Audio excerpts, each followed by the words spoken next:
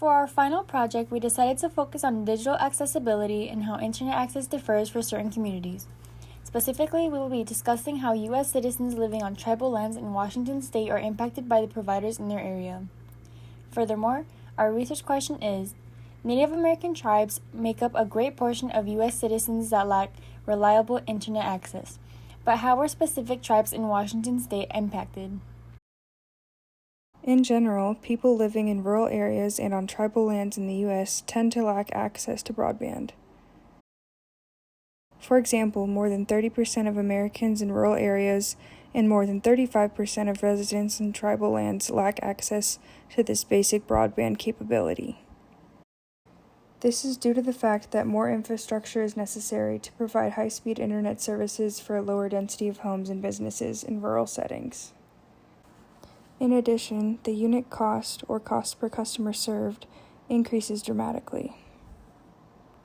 Basically, it's a lot more expensive for companies to implement infrastructure in rural areas, which also makes broadband service less affordable for those customers. This is one of the main reasons why rural areas lack broadband access. It is important to note that not all members of tribes in the U.S. live on tribal lands. Only 22% of American Indians live on reservations or other tribal lands. Additionally, nearly 60% of American Indians live in metropolitan areas.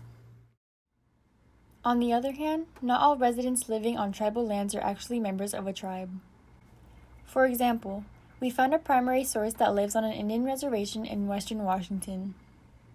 We set up an interview with this individual, who wished to remain anonymous, and asked them about the internet access in their area in order to gain some more insight. Okay, so where do you live? I'm a resident on the Tulalip Indian Reservation. And how would you describe the area that you live in? Tulalip Indian Reservation is a kind of suburban type of, with some rural areas within it. Are you a tribal member, or are you part of the Tulalip tribe? No, I'm not. The Tulalip tribe lands, there's deeded property and leased land, and I'm actually on deeded property. So when I bought this property, it's deeded, which means just like anybody else when you buy property anywhere. So who is your internet provider? My internet provider was, when I first moved in, it was Frontier Communications. Now it's Ziply Fiber, which we bought out Frontier, I believe.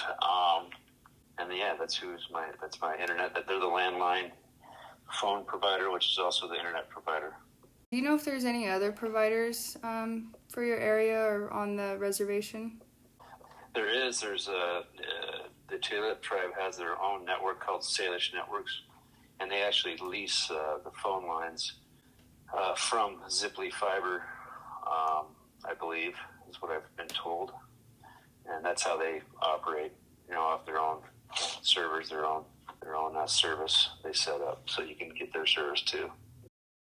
What are your internet speeds like in general? Download is like around 18 megabytes per second.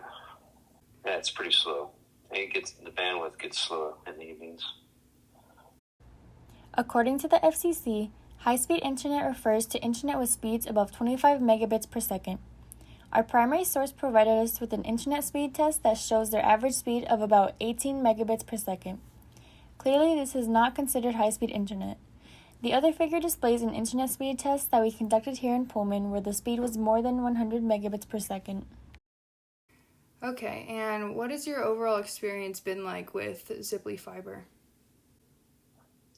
It's been okay, but not the best, because when the technician came to install the stuff, basically the phone lines on the pole are the wire gauge he said is too small. It's like a 26 gauge pair wire, which it needs to be larger wire. So that infrastructure, the wire needs to be replaced with larger wire. And so and apparently they can't upgrade that because the tribe hasn't given permission or doesn't allow them to do that infrastructure upgrade. Something to do with and disagreement with the tribe. So if you could choose, what would your solution be for your slower internet speeds? Or I guess what are your options now? Well, besides just using your phone, there really isn't an option. I guess the only option would be I've heard about this, the new Elon Musk Starlink satellite internet. And I believe I did actually sign up for it quite some time ago. I think it's around $100 a month. And for I can't remember the speeds. I think it's pretty fast speeds. It's fast for here, 100 megabits per second or whatever download speed. So as long as that gets up and going, I'm on a wait list for that. So that would be the only solution to get a higher speed internet right now. After the interview, we did some research to better understand what Starlink does.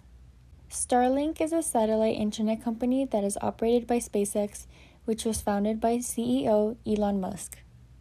Starlink aims to provide internet access to most of the Earth, and it especially wants to bring high-speed internet access to people in rural areas who don't currently have access to it. The company is rapidly growing its customer base, and it is expected to do so throughout the foreseeable future. In conclusion, we have learned that people living on tribal lands have very similar experiences with those living in rural areas when it comes to internet access. According to our primary source, one of the main differences with internet service on tribal lands seems to be the agreements between larger companies and the tribes. Of course, this may differ from one area to another, but with the Tulalip Reservation, it appears to be more of a political issue. In addition, the company owned by the Tulalip Tribe, Salish Networks, can be compared to any other small company in rural areas that does not want to be overrun by larger internet service providers. Regardless, with these issues put aside, it looks like Starlink may currently be the fastest way for people in these areas to get high-speed internet access. Lack of internet access has become a huge problem in the U.S., especially with the rise of the global pandemic, COVID-19. It is important now more than ever for people to have affordable and reliable broadband access. Overall, providing internet access to those living on tribal lands and in rural areas is a major part of closing the digital divide in our country.